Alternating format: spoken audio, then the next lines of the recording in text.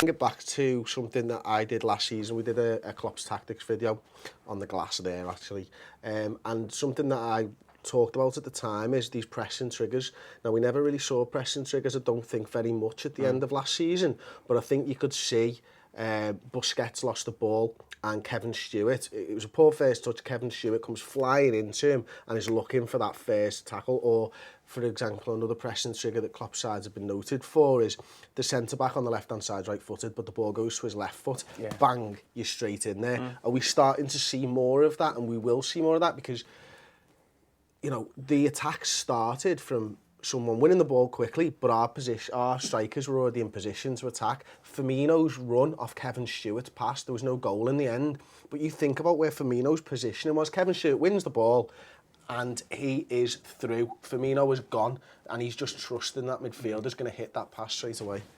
I think even taking it a little bit before you get to, you know, the idea of a left-footed centre-back on the right foot or whatever, the triggers before that of making sure that you move the ball around, but you're kind of not fully pressing the man, but you're pressing the ball enough that they are having to make that pass that you can then get onto. Because if you do like the coaching side of defending and pushing a team back out, you always try and push them back out wide, then inside, out wide, inside, because you're more likely to get either a loose ball you can get onto, or you're more likely to get a mistake from going out in all the time. That it's a weird thing of looking at it. The second season and the season that we will never talk about again, where we nearly won the league. What we did so well is that we pushed the team out and then we just cornered them and cornered them and cornered them and cornered them and got a long ball, got the ball, pass it round, get up there again and attack. That when you look at our performance against Barcelona, we pushed them back, got into the middle onto Busquets or onto Iniesta as a key one, and as that ball was being played back, there was already someone pushing up. So as someone's pressing the previous man, someone's reading where that ball's going to go and immediately gets onto that person. One thing from last year is that we pressed that ball and then we'd get out to that one and then we'd get out to that one and then we'd get out to that one. But it was too slow on the press. If you can press the ball and press where the ball's going to go, then you get the ball back so much quicker. And you saw from, you know, the counter-attacks is you get two men. You can rip a team apart with two men pressing the ball and two runners who just, one man presumes you're going to get the ball. The fourth goal, in fact, is that Henderson comes in with a great sliding tackle. Busquets probably thinks to himself, 88 minutes, he's not going to be arsed. They're 3-0 up. And Henderson's like, fuck this, I want it. I think it's a Regi ends up with the ball. Yeah, that's right, And then there's two runners in Markovic and Grujic. And Ings probably ends in the box. And you're looking at nearly 90 minutes, aren't you? And this is what Klopp's side should be doing through the rest of the season, shouldn't we, Sam? Yeah, I agree. And it's like you're saying there, the fact that we dictated how Barca played the game, whatever stage of the season it is, that is an unbelievable achievement. We dictated where the ball went and then won it. And I like what you said there about you've got someone like Firmino making a run before we've even won the ball back. And it's last season we didn't have a chance to train. And you can see now, I always thought to myself, yeah, pre-season, it's great, you're going to get your way in, but how much difference is it really going to make? We've already been there 8 months, but now it's an eye-opener. Like, just these little things. Like, we probably wouldn't have been able to train these triggers last season, but now you can see the real benefit of him having 3 or 4 weeks straight with no massive sort of... Because you can train them, but they don't become natural to a team, do they, Aubrey? Until they've all worked on it together. But it has to become second nature, doesn't it?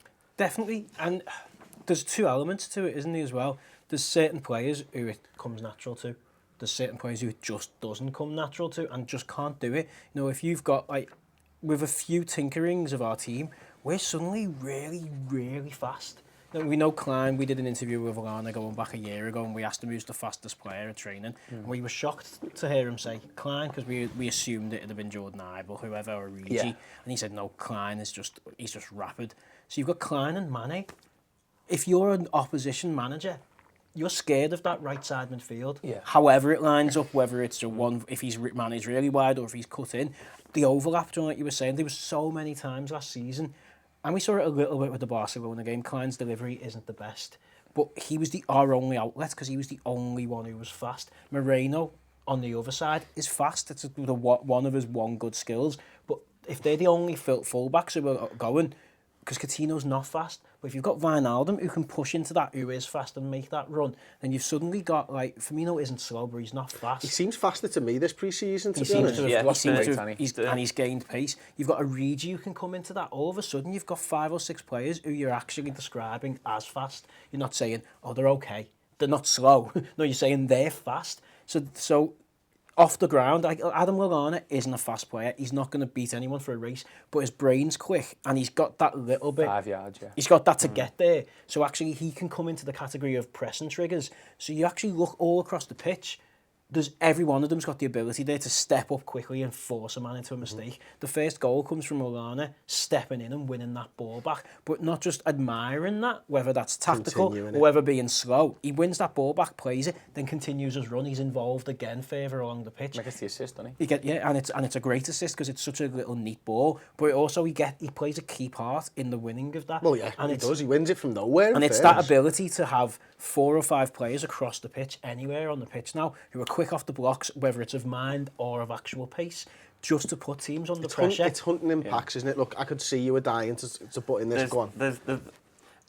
I think after we get the ball back with Klein and having Mane on the right hand side of him, is the fact that when Liverpool get the ball, if Mane comes inside of it and Klein gets on the overlap, for me, I don't like fullbacks crossing the ball.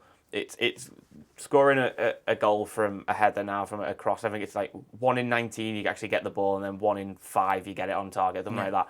That having Klein being able to stretch the play, something good about Moreno again is he is quick. You can then get your fullbacks down the pitch quite wide, which then spreads the defence again. You've then got midfielders who are actually quite intelligent. Firmino, who makes runs, who just goes, I'm just going to make this run, see what happens. That takes a man. You've got midfielders who come from deep, Wijnaldum, and Chan comes from deep sometimes, Henderson comes from deep.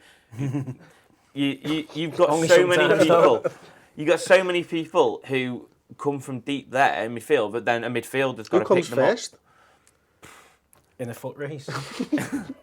But it's just the fact that now Liverpool, once we've actually got the ball back, we have the ability to stretch a team and then smash them through the middle. And if you think about last year, we got the ball sometimes and it was, where are we going to go? We'll go in the middle, then we'll go back right. and then we'll go back round, then we go round, then come round. Hey, Mignolet, get involved. And it's literally now Liverpool can go, ball, bang, we've got it, we're through. Yeah. And you know what I would say as well is, there will be teams that we play against this season that sit deep, and that won't happen. But we've also got the players in the squad like Daniel Sturridge who can work in 2-yard little squares that can score you the goals when there's 10 men in the box. So it's unbelievable the balance we've got in the squad in the forward areas at the moment. I think I fully agree with that, and that brings me on to a point that Aubrey raised earlier on, and I'll come back to you on it, Sam. Firmino in his best position, because I think going into pre-season, me personally was thinking he's probably going to be our number 10. Having watched pre-season now, and you see how good he makes everybody else look when he plays in that number 9. Where's he going to start?